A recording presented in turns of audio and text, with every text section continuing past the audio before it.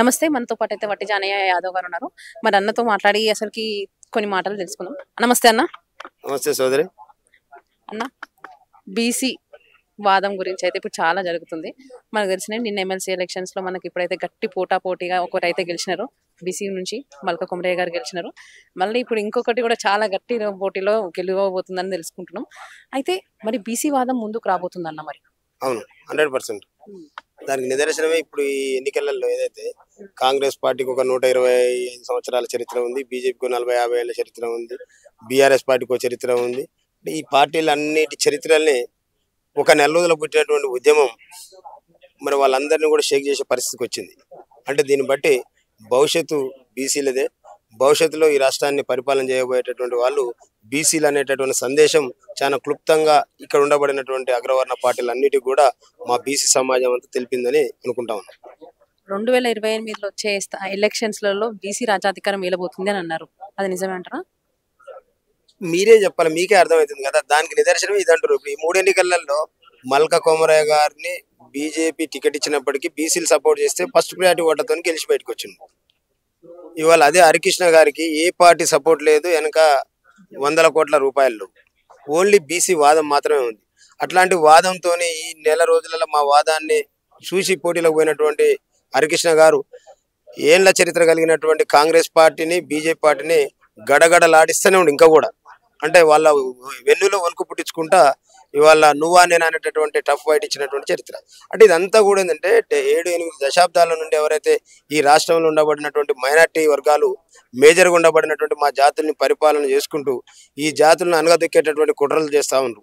వీటన్నిటిని కూడా ఈ మధ్య కాలంలో ఈ జాతుల నుంచి వచ్చినటువంటి మెజార్టీ బీసీల నుంచి వచ్చినటువంటి విద్యార్థి లోకం కావచ్చు, మేధావి వర్గం కావచ్చు, మా ఇంటలెక్చువల్స్ కావచ్చు, ఏంది వైఖరి అనేటటువంటి దాని మీద అనేక రకాల విశ్లేషణలు, అనేక రకాల చర్చలు, అనేక రకాల భావజాల వ్యాప్తి జరుగుతున్నటువంటి సందర్భంలో ప్రజలందరూ కూడా చైతన్యమైన అంటే ఇంతమంది మనం ఉండి ఓట్లు వాళ్ళకేసి వాళ్ళ దగ్గరకు పోయి మనం ఇవాళ అది కావాలి ఇది కావాలని అడుక్కునేటటువంటి పరిస్థితి ఇంకెన్నాళ్ళు లేదు. ఇక సహించేది లేదు. ఖచ్చితంగా మనల్ని మనం పరిపాలన చేసుకునే దిశగా ప్రయత్నం జరగాలనేటటువంటి చర్చ జరుగుతుంది. కాబట్టి అక్కడ ఉండబడినటువంటి ఓటర్లు కూడా ఏ పార్టీ లేకున్నా ఏం లేకున్నా బీసీ బిడ్డ అనగానే పెద్ద ఎత్తున ఓట్లు వేస్తున్నటువంటి పరిస్థితి కనిపిస్తూ ఉంది. వచ్చే sarpanch elections, ZPTC, MPTC elections రాబోతున్నాయి. మరి దాంట్లో మరి బీసీ వాళ్ళు నించుంటారా అన్న?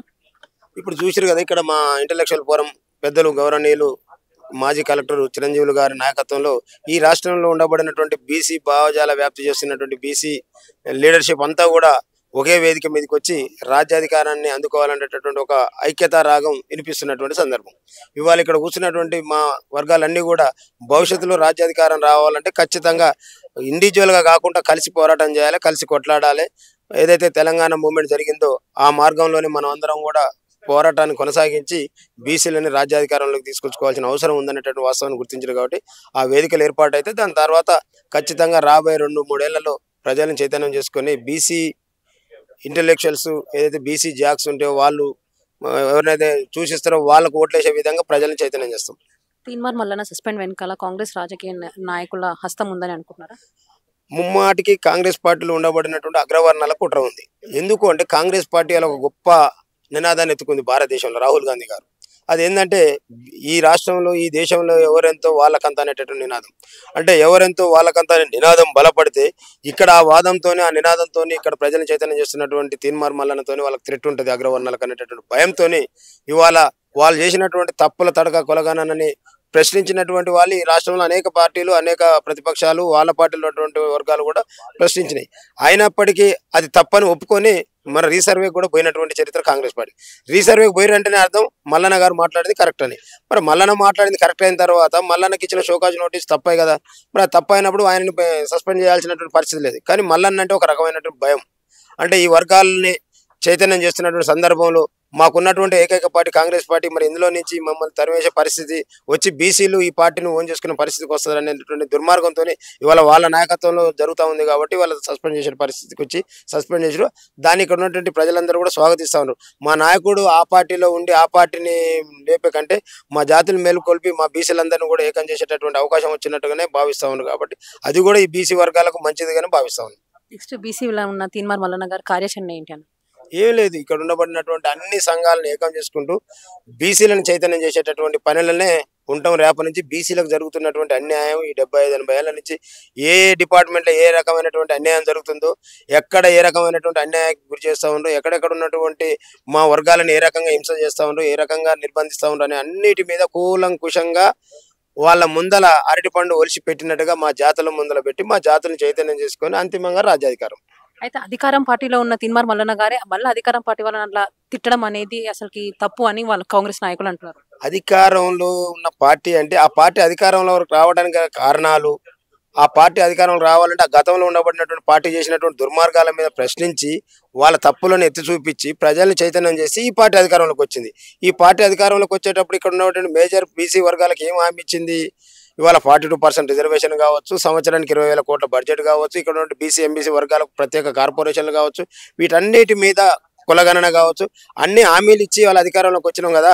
ఆ పార్టీలో ఆ జాతి బిడ్డగా మరి శాసన మండలిలో ఉన్నటువంటి ఈ బీసీల పక్షపాతిగా మరి వాటన్నిటిని అమలు చేయమనే కదా అడిగింది. ఆ పార్టీలో ఉంటే ఆ పార్టీ ఇచ్చిన హామీలను అడగడం తప్ప, హామీ ఇచ్చిందో అటు ఫుల్ఫిల్ చేయకపోతే భవిష్యత్తులో మనకు ఇబ్బంది అవుతుంది అనేటటువంటి న్యాయమైనటువంటి కోరికే కదా మల్లన్న గారు మాట్లాడేది. వాళ్ళకు తప్పుగా భావిస్తారు. వాళ్ళు ఏంటి అంటే అధికారంలోకి వచ్చేంత వరకు తప్పుడు మాటలు చెప్పి అధికారం రాగానే వాళ్ళు అనుభవించుకుంటా ఇచ్చిన హామీలు మర్చిపోవాలి, మళ్ళీ మన పని అంతే అనేటటువంటి వాడిని వాళ్ళ మార్గం, వాళ్ళు పాలిస్తున్నటువంటి తీరు.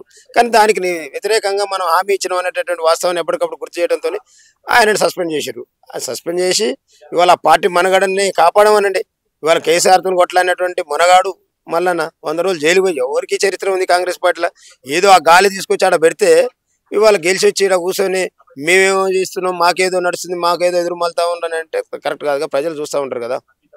అయితే కుల సర్వే కరెక్ట్ జరిగింది, కాంగ్రెస్ పార్టీ నాయకులు చేసి కరెక్ట్ జరిగింది, మేము కరెక్ట్ చేసామని అంటున్నారు. అది ఎంతవరకు నిజమంటారు? మరి కరెక్ట్గా చేస్తే వాళ్ళకు పూలాభిషేకాలు, పాలాభిషేకాలు, తేనాభిషేకాలు, నెయ్యాభిషేకాలు అన్నీ జరగాలి కదా. ఆ పార్టీలు ఉన్న వాళ్ళు విమర్శ చేస్తా ఉన్నారు, ఆ పార్టీలు ఉన్న వాళ్ళు ప్రశ్నిస్తా ఉన్నారు. మళ్ళీ రీసర్వే అని ఎందుకు చేసిర్రు? ఒకళ్ళు కరెక్టే చేసిర్రు.